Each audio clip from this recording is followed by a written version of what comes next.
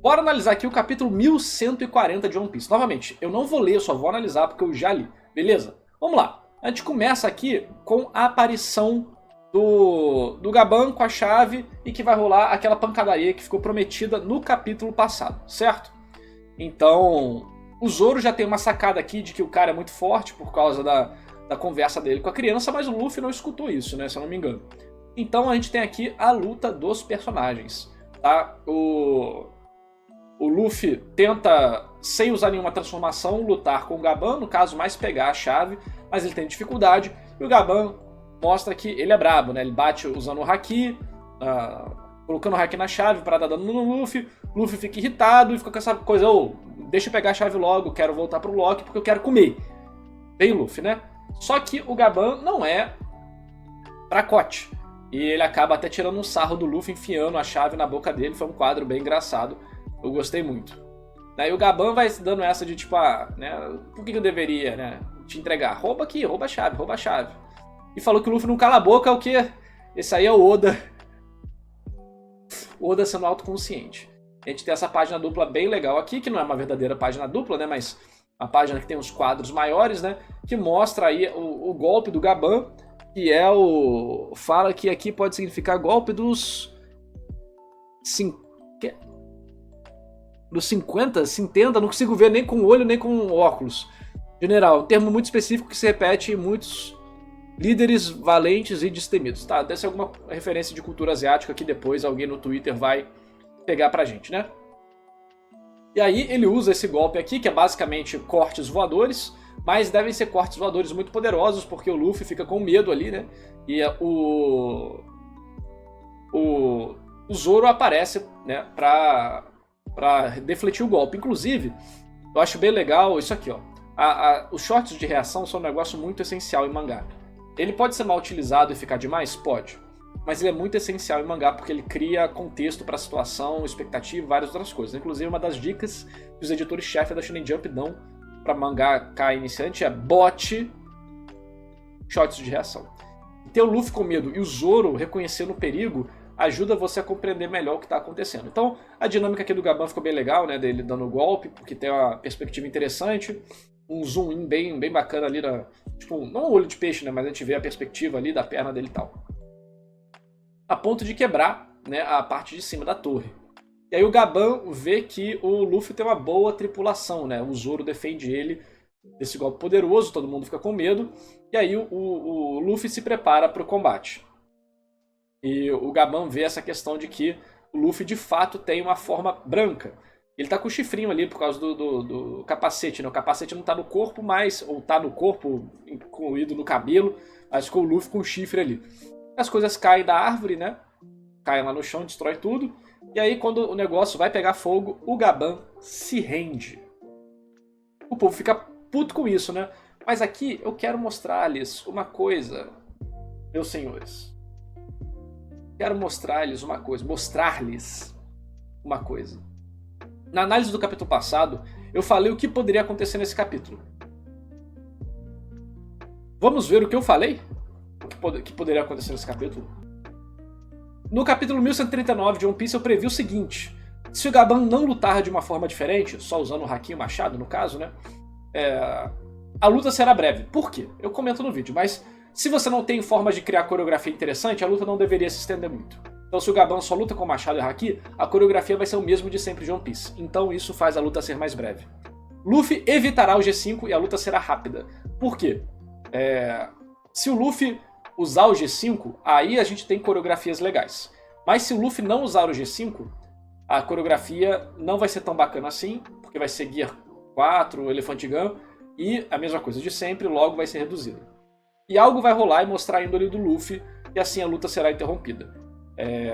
O que aconteceu nesse capítulo foi a parte do Gaban ver o chapéu do Luffy, ele discute com o chapéu do Luffy, tipo, esse chapéu aí, né, de quem que é e tal, sei que, o Shanks, e o Luffy fica bravo. A gente vê o Zoro e também a forma branca, né, do Luffy, que é a forma do G5. E aí o que eu falo no meu vídeo passado exatamente, né, vamos ver. É a vertente comum do arco, do padrão do Oda de arco, que seria, eles lutam, acontece alguma coisa cômica ou algum incidente que mostra quem é o Luffy. Incidente é algum acontecimento, né? No caso, o Zoro ajudando, a discussão do chapéu e o Luffy G5 principalmente. De verdade pro Gaban, e aí o Gaban fica confortável em entregar a chave pra ele. Então o Luffy ali talvez nem use o Gear 5, use o 4, golpes de borracha aí, e... Essa parte aqui eu vou expandir agora depois, tá? Sobre o Gear 4, que eu acho que é interessante a gente falar disso. A gente Haki, e aí a gente vê porque assim, se o Gaban não tiver uma habilidade muito diferente, a luta dele vai ser a mesma coisa de sempre. Dash corte. Ou uma espada batendo na outra. Então se ele não tiver uma coreografia muito diferente, quem carrega a coreografia é o Luffy. Mas como o Luffy não tem coisa nova de coreografia pra gente, a menos que ele use o Gear 5, eu acho que vai ficar... Entendeu? Se for no Gear 4, a luta vai ser muito rápida, ela vai ser breve.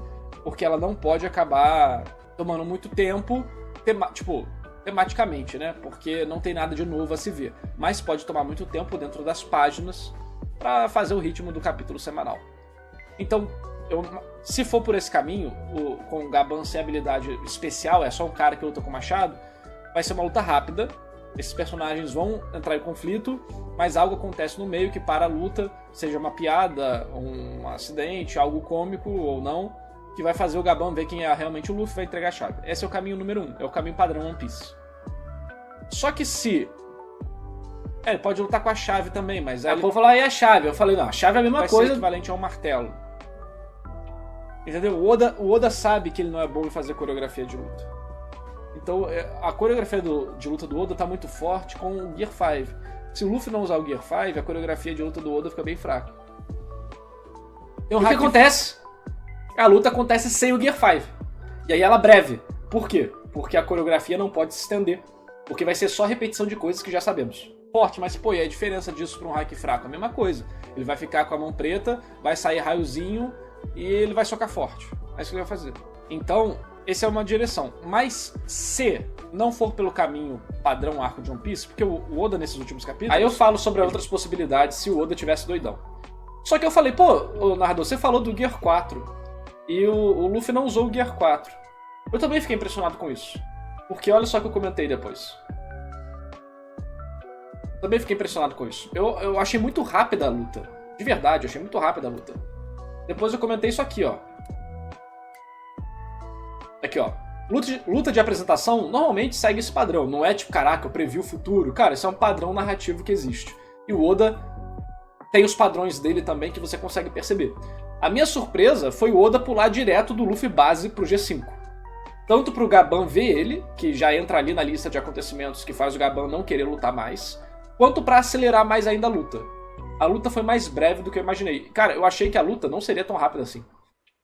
A luta ocupou 1, 2, 3, 4, 5, 6, 7 páginas. Eu achei que ia ser mais. A luta foi muito breve. Pareceu que muita coisa só aconteceu, eu tava conversando com o Tassiano, só aconteceu por acontecer. Opa, tem que voltar a textura. Tava conversando com o Tassiano e a gente pensou a mesma coisa. E a luta foi muito acelerada e não deu tempo de desenvolver um pouco da relação do Gaban com o Luffy, foi deixada para o futuro, né? Então, eu também senti que aqui foi o Oda sendo mais prático como uma ferramenta do que trabalhando de fato os personagens, né? É tipo, o Gaban já viu o Luffy com o Gear 5, já sacou o que tem que sacar, toma a chave e acabou. Só que quando você pensa numa grande perspectiva, assim, depende do que vai acontecer no futuro. A gente não pode falar, né, não pode julgar 100% aqui. Mas dependendo do que rolar, se essa interação entre eles aqui só servir pra isso, tipo, o Luffy foi no castelo, conseguiu a chave e voltou, se nada daí surgiu de interessante, tipo, o Gaban deu oi, tchau, e teve uma lutinha, aí pode ter sido fraco. Mas aí, será que eles vão descobrir mais alguma coisa no castelo? Será que vão discutir mais sobre o círculo de magia? Sobre o que aconteceu lá? Até o momento, eles irem pro castelo, parece que foi só o Oda organizando as peças no tabuleiro da forma que ele quer. Isso todo mangaka faz, todo artista faz. Só que eles têm uns níveis de execução. Por exemplo, o Oda é muito bom em fazer isso no pré-time skip e alguns momentos do time skip também. Só que no time skip, isso começa a variar. Por exemplo, Egghead. Egghead tem o Zoro enfrentando o Lute off-screen. E depois o Luffy fala, Zoro, temos que ir. O Zoro, tá bom, pá, solo. isso foi canalice. Porque mostra que o autor só tá tirando os personagens de cena pra eles servirem como ferramentas pra a história andar da forma que ele quer. E aí fica um pouco mais artificial. Vamos ver se aqui vai ser esse caso ou não, tá? Não dá pra cravar ainda. Tem que ver o que vai acontecer depois. É ruim do jeito que tá? Não. Mas o Oda sabe fazer melhor. Entendeu? O Oda sabe fazer melhor. E eu sempre espero o máximo do Oda, porque ele é o maior mangaka de todos os tempos nesse momento. Ele está no topo de número 1. E o topo é cruel, amigo. O topo é cruel. Mas, enfim, a leitura foi muito legal. Inclusive, eu gostei da luta. Achei divertida. Tá? Achei que foi bacaninha. O problema dela seria se ela se estendesse demais. Ela não se estendeu. Então o Oda ele fez exatamente o que eu falei. Se não tiver forma diferente de lutar do Gaban, a luta tem que ser rápida. Ou o Luffy tem que entrar em Gear 5 para a luta demorar mais. O que acontece? Gaban não tem estilo de luta novo. É o normal que a gente vê de guerreiros ou espadachins de One Piece. E o Luffy não entra em Gear 5. Então, pá! Caralho, estouradão aqui, né? Foi mal. Rápido. Entendeu?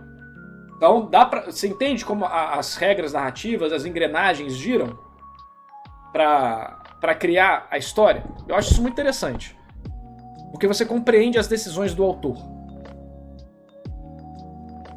Mas o Gaban parece um personagem bem legal. Eu gostei dele. Então, eles ficam bravos com o Gaban, né? Por causa da piada, né? Tipo, foi só uma piada dar esse golpe em vocês. E aí fica uma coisa legal aqui, né? Porque tem essa ironia dramática que a gente sabe quem é o Gaban. Eles não. Então o Luffy fica bravinho e tal, sei que. E a gente, tipo. E aí o cara aqui, que eu esqueci o nome, o Road, tenta explicar, gente, mas ele é. Só que acaba não falando. Então esse acúmulo de tensão, de caraca, eles não sabem quem que é quase uma mini bomba de Hitchcock. Tá? O personagem não sabe, mas a gente sabe. E isso gera engajamento e nervosismo, tensão. Para que no futuro, eventualmente, eles vão descobrir que é esse personagem e ficar uou! Entendeu?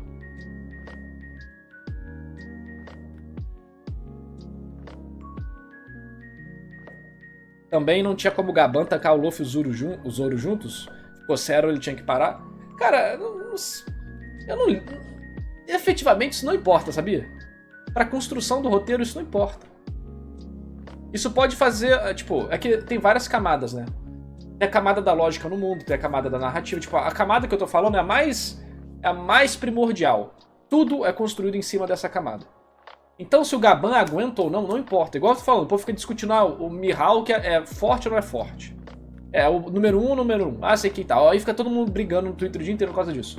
Cara, se o Oda quiser, ele faz um capítulo onde aparece o Mihawk, ele dá um cortezão sinistro, mais forte do que todo mundo, o povo fica impressionado e ele fala: vocês acham que eu realmente fiquei esse tempo todo sem treinar? Acabou, o Mihawk virou top 1. O One Piece é muito flexível nisso, porque o foco de One Piece não é o combate, é a aventura. Entendeu? O combate é nada mais que um meio para a aventura se desenvolver.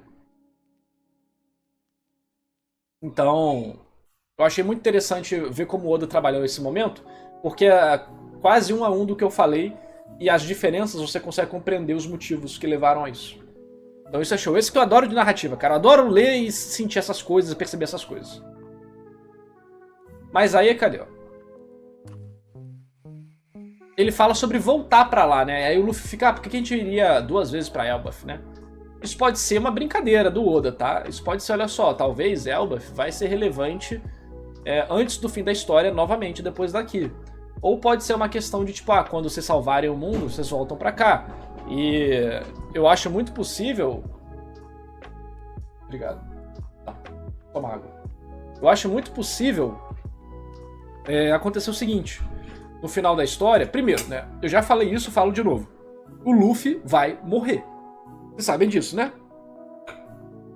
No fim da história, o Luffy vai morrer. Vai morrer feliz. Tipo, vai acabar a história... É muito possível que eles visitem todas as ilhas de novo.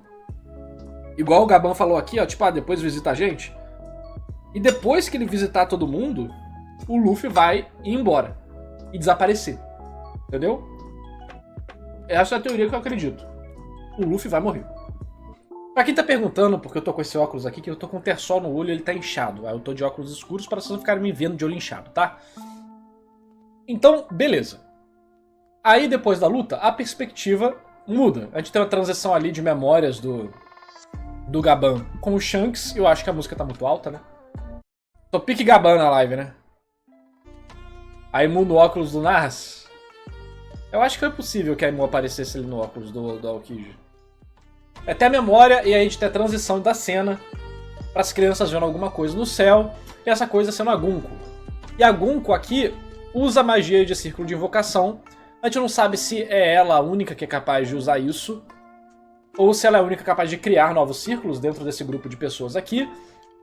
A gente já sabe que existia um círculo dentro do castelo, ou seja, um círculo onde teve na Sala do Trono, onde teve a briga que matou o Rei Harold.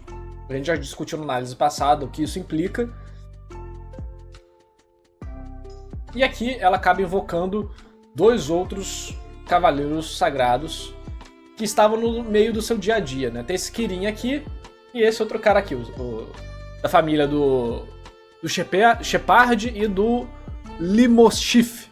E eles são membros dos Gorosei, né? Aparentemente as famílias dos Gorosei, então, devem ser famílias que têm esses cavaleiros reais.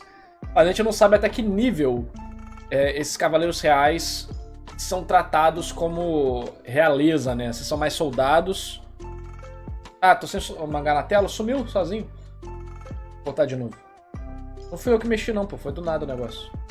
Tem disso às vezes, cara, bizarro. Mas esses soldados, a gente não sabe se eles estão no nível de...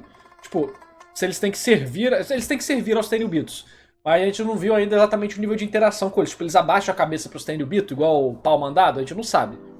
Mas a gente tem um diálogo aqui do cara falando que os Tenryubito estão passando fome. Então o plano do Dragon tá funcionando.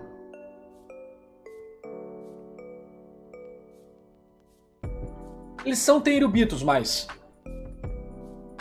Tipo, qual o nível de ranking e patentes que influencia com os outros Tenryubitos? Eles vão abaixar a cabeça pro Saint Charles se o Saint Charles cuspir na cara deles, entendeu?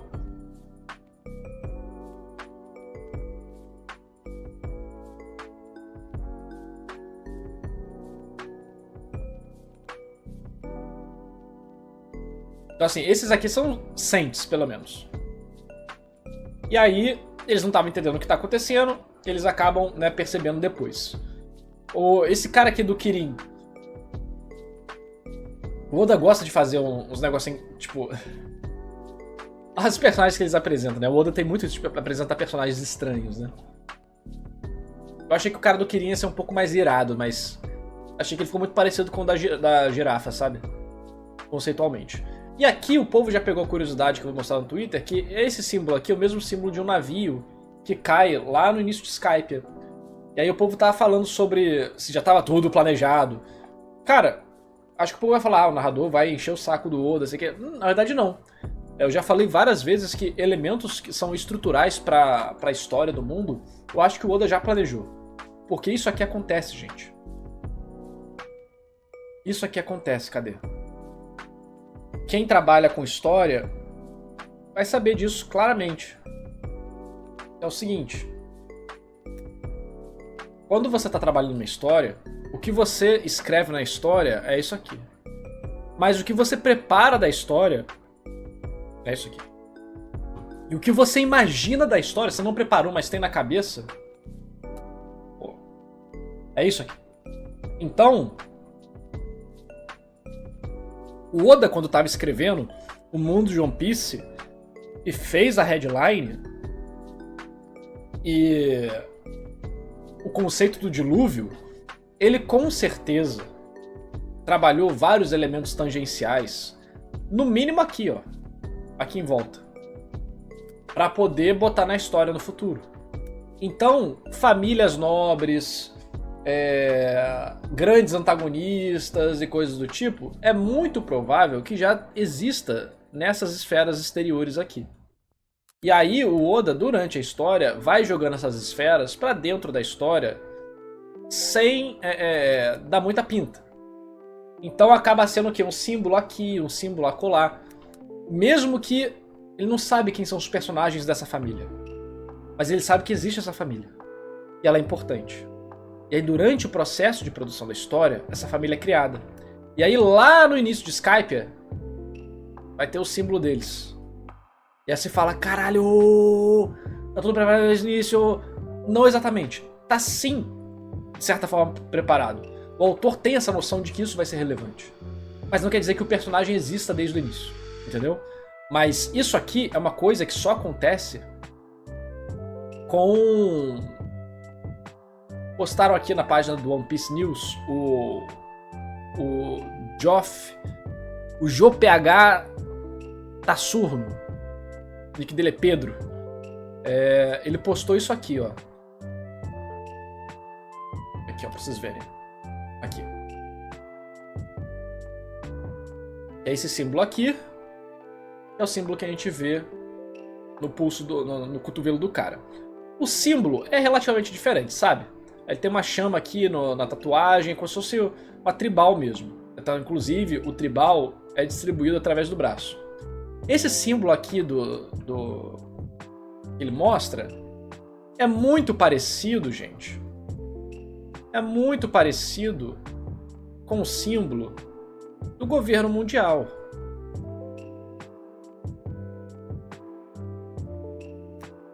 É muito parecido com o símbolo do governo mundial. Pode ser um símbolo antigo, pode ser um símbolo paralelo, pode ser muita coisa, tá? Mas isso aqui pode ter sido Oda já com essas ideias desde o início, que eu acho 100% plausível, ou pode ser retroaproveitamento. Retroaproveitamento é o seguinte, ele botou esse símbolo na história um dia,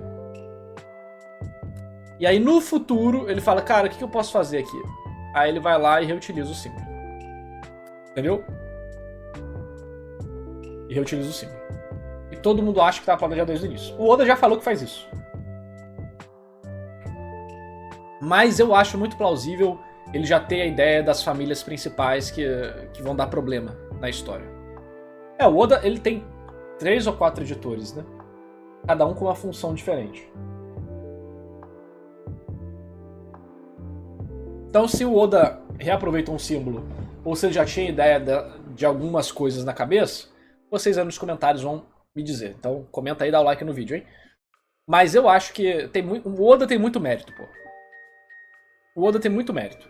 E como eu compreendo que One Piece é uma história baseada em mundo, e o mundo é um dos protagonistas da história, histórias desse tipo, em geral, acabam exigindo mais ainda que você planeje certas estruturas abstratas que vão servir de pilar temático, uns pilares gerais para a história. O negócio é que poucas histórias têm tempo de ter 1140 capítulos para tudo isso aparecer. Entendeu? Poucas histórias chegam nesse ponto. One Piece, por ter esse tempo, tudo isso pode ser reabordado, retrabalhado, ressignificado, e aí gera essa bola de neve doida, entendeu? Aqui, ó, o Punk Records fala o seguinte: a questão é que o Saint Brice é do reino de Brice, há 210 anos atrás. Os Shepard já eram Tenryubitos. E como Saturno já estava vivo há 200 anos atrás, provavelmente o Júpiter também. O reino de Brice é do South Blue, então eles estão meio distantes em relação. Então você quer dizer que faz sentido ou não faz sentido? Eu não sei, porque eu não sou especialista em lore de One Piece. Eu tô dando aqui as possibilidades que o autor pode ter usado para trabalhar esses temas.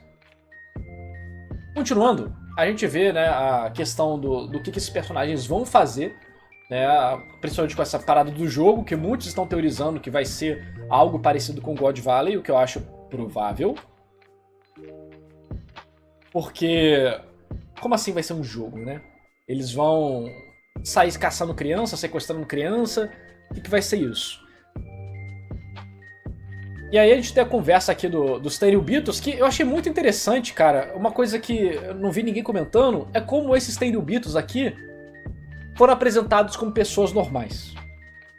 Eles não foram apresentados como, caraca, eu sou um vilão muito mau, preconceito. Não, cara, ele foi um cara de cueca e o outro tropeçando, e eles, ai meu Deus, onde é que a gente tá, isso aqui e tal. Isso eu achei muito curioso, porque vai contra tudo que a gente viu dos outros Tenryubitos em geral, né? Todo mundo muito posudo, muito malvado, sei o quê. E eles foram apresentados meio chacota, mas não ridicularizando eles, mas de uma forma cômica. Isso não é comum. Que normalmente os Tenryubitos são apresentados ou como muito brabo, ou como chacota máxima. O Saint Charles, por exemplo, né? A família dele e tal. Mas também tem os fodões, né? Os Gorosei e ali o pai do Shanks. Então eu achei curioso isso aqui, cara. Isso será que significa alguma coisa? Eu não sei. Pode ser só uma brincadeira.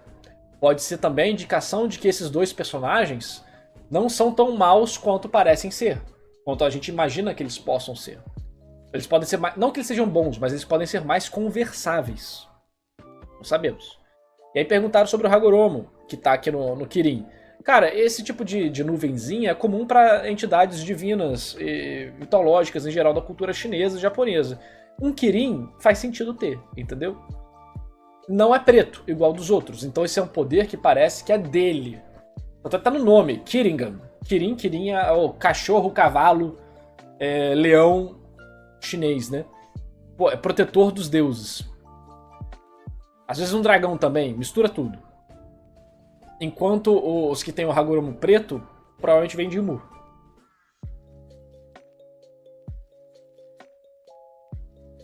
Aí, cadê, ó? A gente descobre que o Shenrox tem que voltar. Eu não tanco esse nome ainda, eu acho muito ruim. Cadê? A gente tem as consequências ainda lá de Reverie. E cadê aqui? Aí, ó. Por acaso veio visitar o túmulo de Herald. Por que que um Tenryubito falaria isso? Por que um Tenryubito falaria nesse diálogo sobre o túmulo do rei Herald? Eu consigo encontrar duas possibilidades principais para isso. A primeira, rei Herald iria fazer aliança com os Tenryubitos para entrar no governo mundial. É uma teoria que muitas pessoas estão falando e faz muito sentido. Por isso que deu merda. Loki ficou puto, sei que e tal. Segundo, e que não necessariamente anula a outra, que o rei Herald foi morto por causa dos Tenryubitos. Eles podem ter instigado o Loki a fazer merda, eles podem ter instigado as pessoas contra o Loki, eles podem ter causado a confusão de alguma forma, direto ou indiretamente. Ou eles podem ter, de fato, eles terem matado o rei Herald porque o rei Herald descobriu alguma coisa que não era pra descobrir e botaram a culpa no Loki, que também devia estar na sala ou algo do tipo. Ou, enfim, era o alvo perfeito para tomar a culpa. E aí, eles falam aqui sobre levar as crianças pra Terra Sagrada. Esse é um plano parecido com o que a gente já viu, né? A Big Mom tinha esse plano de gigantificação das crianças. Não seria estranho os Tenryubitos também terem alguma ideia parecida de ter um exército de gigantes. É uma raça boa para ser escravo. Fortes, imponentes, que são naturalmente problemáticos para se lidar das outras raças, né? E aí, cadê?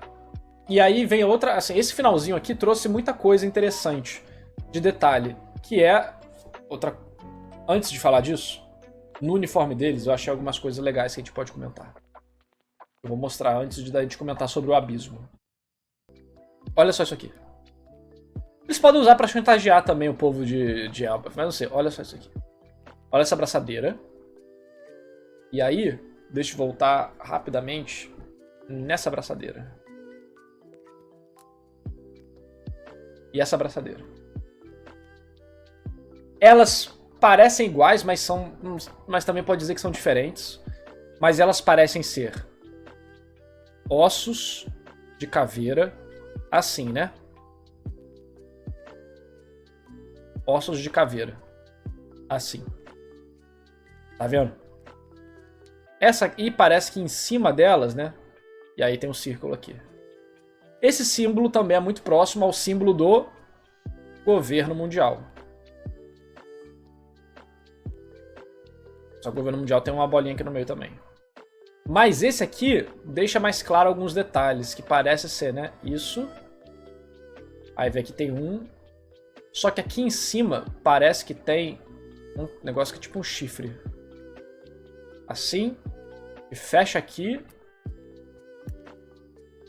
Tem. Fecha aqui no meio também. Parece que é um olho, uma caveira, né? Não sei se são os mesmos símbolos ou são símbolos diferentes. Mas parece alguma coisa assim, né?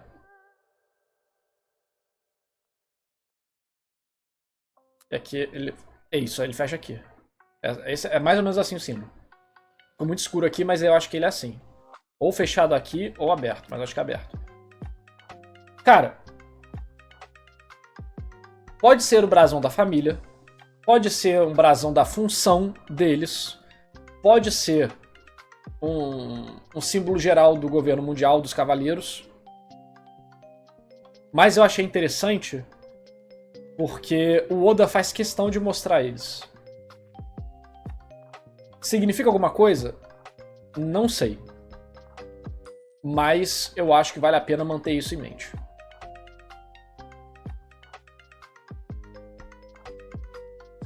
No cinto do Somers tem o símbolo do Tenryubito com asa. Isso. Eu tinha visto, mas eu ignorei que era o símbolo dos Tenryubitos. Eu só vi a parte da asa. E aqui é o símbolo dos Tenryubitos. Que é um símbolo diferente desses outros que aparecem aqui. Ele tem uma rosa aqui também. Tem alguma relevância? Não sei. Muitos mistérios. Eu acho que é legal ficar de olho nisso. Porque... dependendo da obra e da forma que ela é trabalhada, essas coisas podem significar muitos elementos de contextualização que a gente pode usar a nosso favor para descobrir coisas. Porque se isso representar alguma temática específica, você consegue perceber as referências e projetar alguma teoria. Sakazuki também usa essa rosa? Pode ser coincidência, pode não. Eu acho que é coincidência.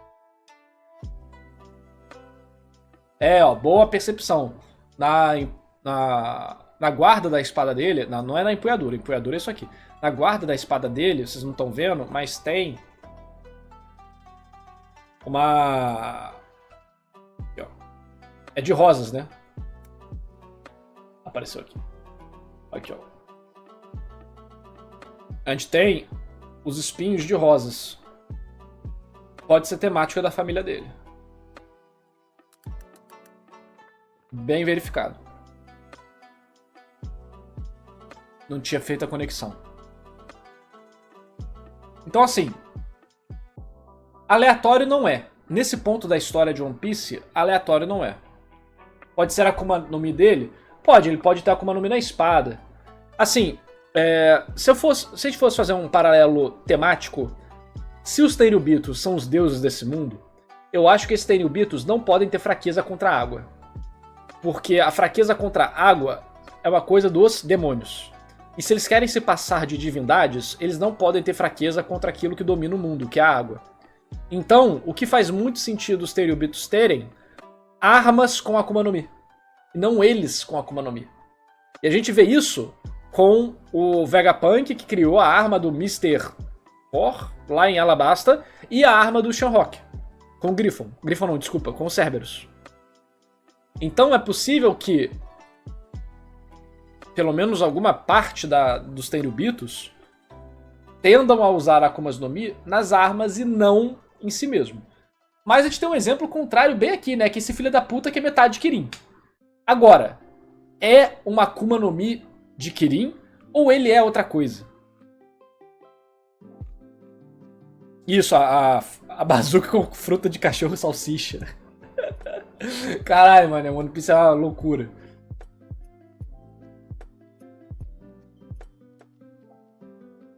Li no X que todas as famílias de One Piece têm flores: Don Quixote, girassol, Júpiter, rosa. Família do Carlos, margarida. Nefertari, lírio. Nerona, papoulas. Interessante isso aí. O Spandão também usa a espada elefante. Ele pode estar na forma híbrida, tipo o Gorosei cavalo. Não, tipo, ele não é igual ao Gorosei porque o Hagoromo dele é branco, não preto. Então esse poder não vem de Imu, esse poder dele é dele.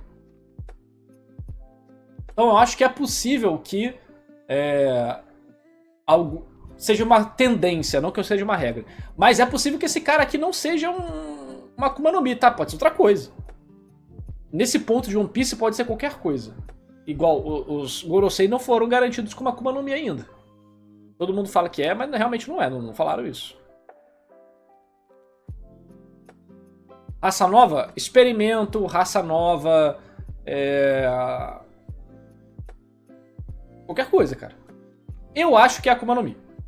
Eu acho que é. Só que o nome dele já tem Kirin. Não é como se o nome dele fosse, sei lá, João, que comeu a fruta do Kirin e virou um Kirin. O nome do cara é Kirin. Entendeu? Pode ser só temático. O Oda botou porque é legal. É, o clichê, exatamente. Mas assim, a Gunko também tem a Akuma no Mi da flecha, né? Da seta, da flecha ou da flecha.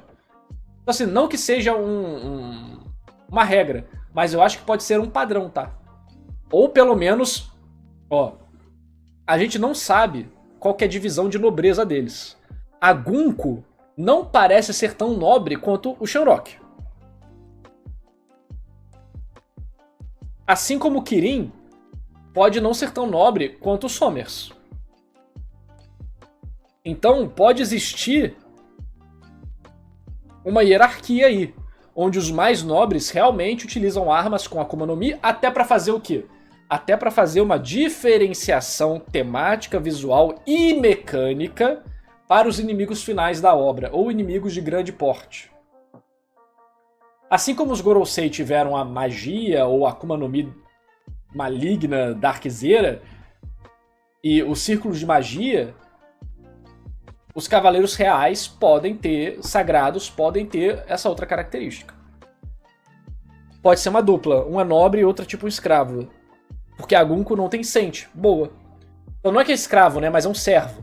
É um servo nobre que ganhou algum tipo de liberdade, destaque, desde que ele permaneça submisso aos Tenryubits, né? É um retainer, que a gente chama disso, né, na ficção. Ficção não, na antiguidade. O retainer. É tipo um escudeiro. Então eu acho que essas coisas trazem muitos elementos para serem discutidos. Mas no caso, esses dois aí são nobres. O Kirin é São Kirin, então ele é nobre mesmo. Novamente, quer dizer que tá certo o que a gente falou aqui? Não, são só correntes de pensamento para vocês tentarem entender como que a construção de uma teoria, utilizando um método mais científico, brincadeiras à parte, utilizando um método mais narrativo, é construída. Tu vai pegando esses elementos e tentando verificar padrões, elementos distoantes, o que ajuda cada lado, o que pode quebrar a sua teoria, quais são os padrões narrativos, simbologia, semiótica, entendeu? E o lore do mundo também. A gente não tá conjectando aleatoriamente, não.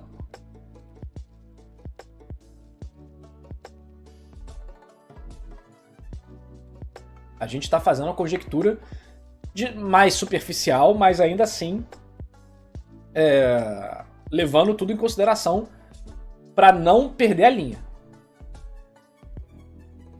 E aí, vamos falar do que importa aqui. Não o que importa, né? Mas um ponto importante que é também o abismo. E que os kanjis utilizados em abismo significam literalmente pentagrama. Então esse abismo... eu vou fazer a piada só de sacanagem, só porque fã de One Piece ficou me enchendo o saco.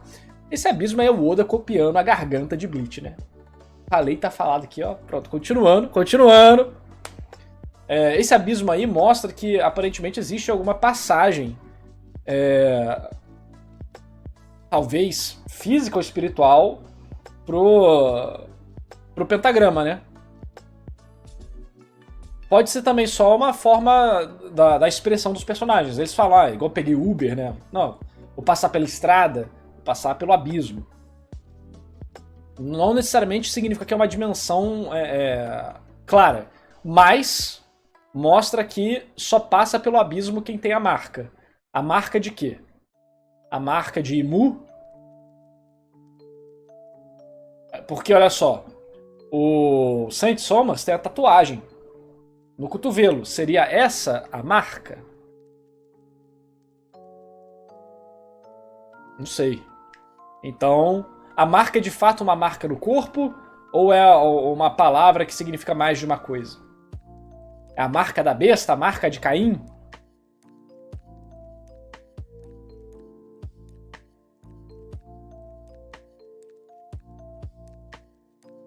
Então, isso aqui dá a entender, o Oda botando aqui no final, dá a entender que ele vai querer expandir toda essa questão da magia de Imu. Não só pelo que aconteceu com os Gorosei em Egghead, mas também pelo foco que a mecânica de Imu tá tendo aqui.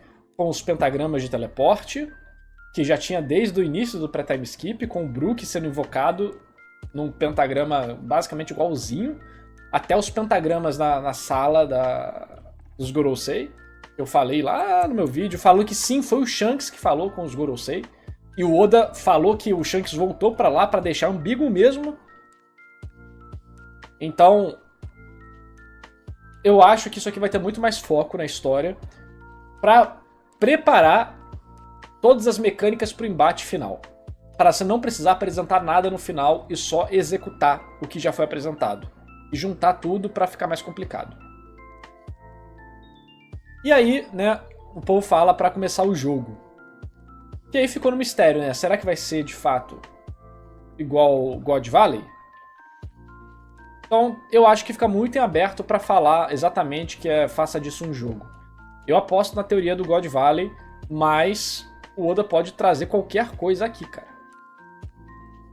Você acha que One Piece tem mais quantos capítulos? Ah, mais uns 500. Facilmente mais uns 500. Realisticamente, mais uns 300. Mas se quiser, mais 500. Tranquilamente. Mais 10 anos aí de One Piece. Dá pra fazer tranquilamente. Mais uns 300 é mais próximo da realidade.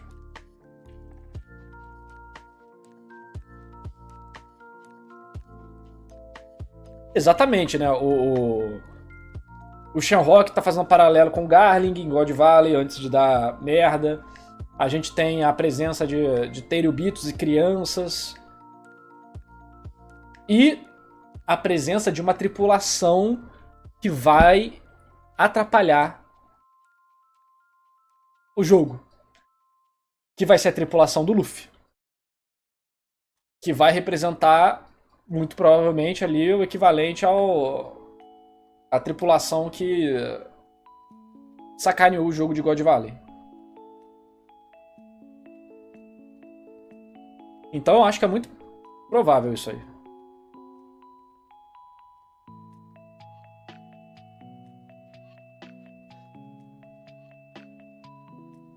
O povo de Hararetânia, a terra da Foen, quem que é Foen? Nem lembro.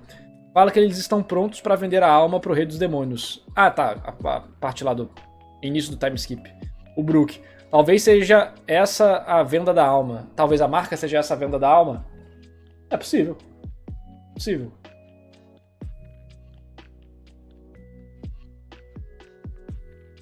E os Rocks seriam a tripulação do Barba Negra? Por que vocês acham que o Barba Negra vai aparecer aqui do nada? Eu acho muito improvável o Barba Negra aparecer aqui do nada. Eu acho que vai ser só os Mugiwaras e os gigantes mesmo.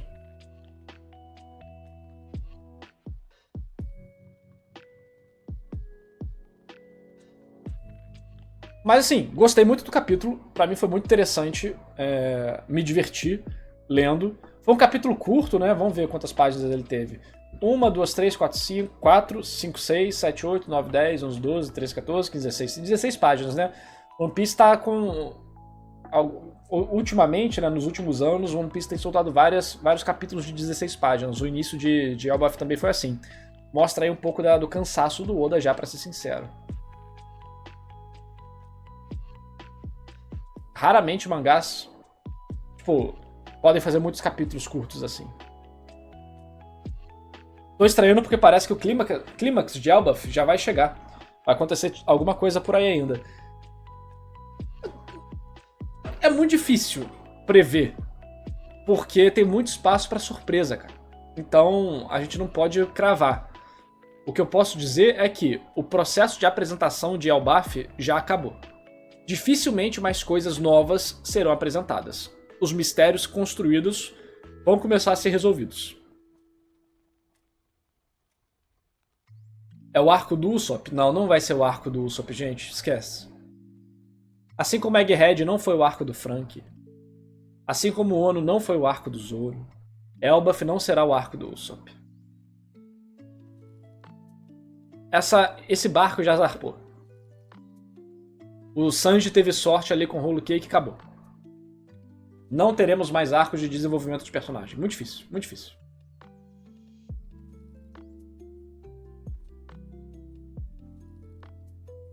Vai ter capítulo na semana que vem? Ainda tenho esperanças? Arco da Robin mais Usopp? Como que tu vai fazer um arco com 2 personagens no final da história apresentando Cavaleiro Sagrado, magia, abismo, Scopper Gaban, Loki? Não tem espaço, cara. Não tem espaço. Confie no Oda? Eu confio. Eu confio que ele não é... Maluco ele é, né? Mas eu confio que ele não é imprudente. Só tirar o Luffy da jogada? Não, o Luffy tá junto do Loki. Tem a questão do Shanks também. Mano, não vai ter, cara. Desiste.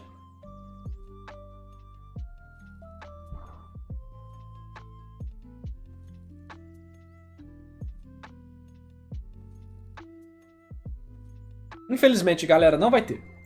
Olha a quantidade de coisa que o Oda apresentou no início de Elbaf, cara. Se ele quisesse apresentar coisas novas mesmo, desenvolver personagem, ele não ia ter gastado 3, 4 capítulos com o Road, cara. O Road, mano. Ele gastou 4, 3 capítulos com o Road. E o povo tava no hype. E era o Road. Não se viu até o momento pra nada. Só pra apresentar, tipo, função básica de início de arco. E esse cara do Kirin que já tava na forma despertada, mesmo depois de acordar. O cara fica na forma desperta o dia todo, enquanto o Luffy não aguenta 10 minutos. Cara, eu tenho uma imagem que vai irritar muito os fãs de One Piece. Especificamente a galera que gosta de Power Scaling. Mas irritar a gente que gosta de Power Scaling é tipo um passatempo muito legal. Conheça o Homem da Profecia. Salvo pelo El Dragon, salvo pelo dragão do L, salvo pelo Kuma, salvo pelo Zoro, salvo pelo Jinbei, salvo pelo Kizaru. Katakuri teve piedade. O Kaido do L teve piedade. Tipo... Me ajuda aqui. Toma comidinha. Aqui, ó. Literalmente, o Luffy... quem disse que eu estou no meu limite? Literalmente está no seu limite. Aqui, ó. Eles o chamam de 007. 0 vitórias, 1 contra 1. 0 estamina. 7 vezes usando Gear 5 para lutar contra Random. O povo adora, né, das tretas. Cadê?